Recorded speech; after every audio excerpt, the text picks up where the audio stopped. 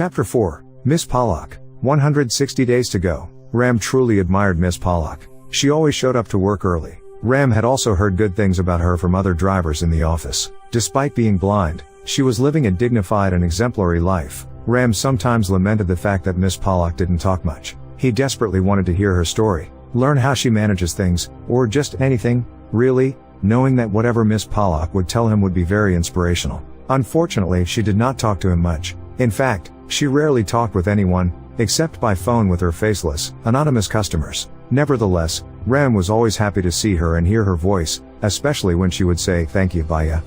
He knew he had been recruited by the company to drive almost exclusively for Miss Pollock's service. At the time of his hiring, he was told by both the head of human resources and customer service that he needed to be there well before time to pick up Miss Pollock and drop her off, as she was both blind and a very valuable resource for the company. He was expected to be ready anytime, anywhere Miss Pollock wished to use the cab, and he was ordered not to drink, chew tobacco, or engage in any other type of obnoxious habits. Of course, his work, family history, reference checks and police verification were already carried out by the company. He was being paid well by the company for this job, and he knew it. The car he was given to use was very nice, as well, a brand new Tata Zest, painted in silver livery.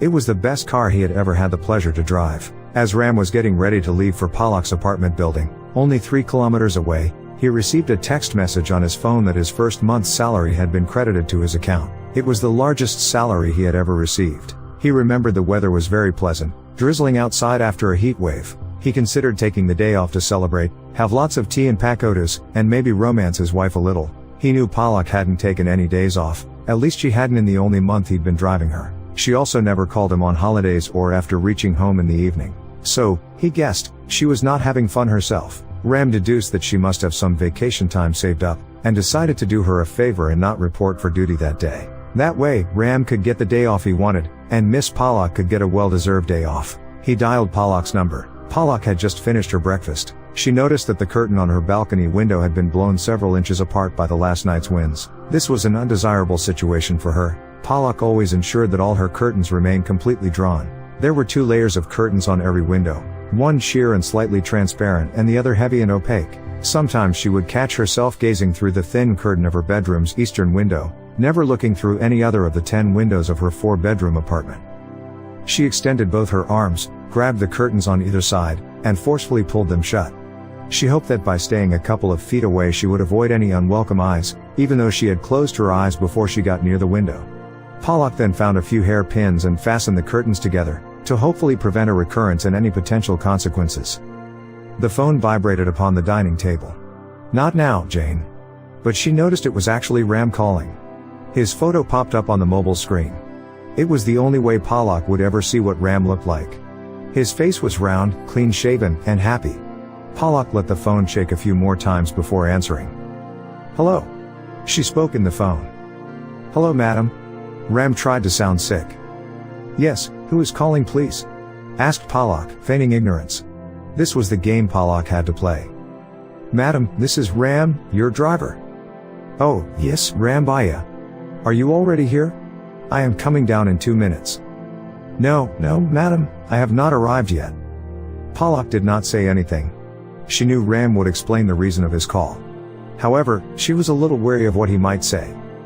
"Madam, I am not feeling well today. I have a fever. I was hoping to just rest today, if you would allow it." Ram exhibited his best acting skills to date. "Oh. I am sorry to hear that, Baya." "Yes, absolutely. Please take rest today, and take tomorrow and any more days you need to fully recover." Pollock showed concern. She meant every word she said, genuinely sorry to hear Ram had got fever. With a winning twinkle in his eyes, Ram winked at his wife. He thought he deserved a black lady for his performance. "Are you sure, madam?" "Of course, Baya, I am sure. Take all the rest you need." "I should be okay tomorrow," said Ram, a little overwhelmed by Pollock's generosity. "Baya, I told you take as much time as you require. Don't worry about me, I can manage." "What? Madam, I thought you would also take the day off. Don't you have vacation time you can take?" "Yes, of course I do, but what am I supposed to do with it? Go to the movies? Watch TV? Read a book? No, I will go to work. But you take good care of yourself." Ram was devastated. Part of his goal was to give Miss Pollock some time to enjoy herself. He knew how hard she worked, and imagined it was likely much harder than he. It would be difficult for him to truly savor this manufactured holiday knowing that it was inconveniencing her. He felt like calling Miss Pollock again and admitting that he had lied. He swore never to try his sick trick on Miss Pollock again. Pollock was feeling bad that she would be late for office for no fault of hers. She called her boss on the phone.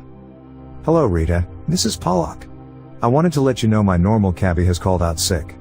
I will call a different cab driver, but it may make me a few minutes late. Please accept my apologies.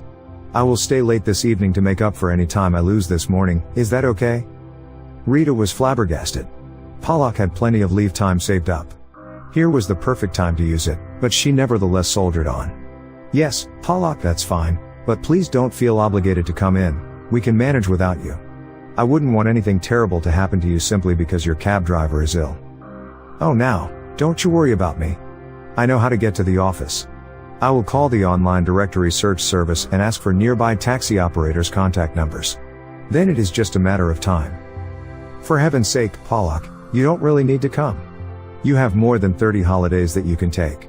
But if you insist on coming, I will organize another company cab for you. After all, the company has promised to provide you transportation." Rita's voice indicated a little bit of annoyance mixed with a lot of appreciation for Pollock's dedication to work. "Just stay put. The new driver will call you when he reaches your building." "Thank you, Rita." Rita, the customer service manager, hung up the phone and smiled in admiration of Pollock's work ethic. If only everyone here was as dedicated as Pollock. She looked across her desk and saw a group of young women standing around, sipping on Nescafe and talking about the last night's serial drama. It was no wonder Pollock won the service awards every month. The woman was truly dedicated to her work. Pollock did not know the phone number of the new driver. Neither would Rita.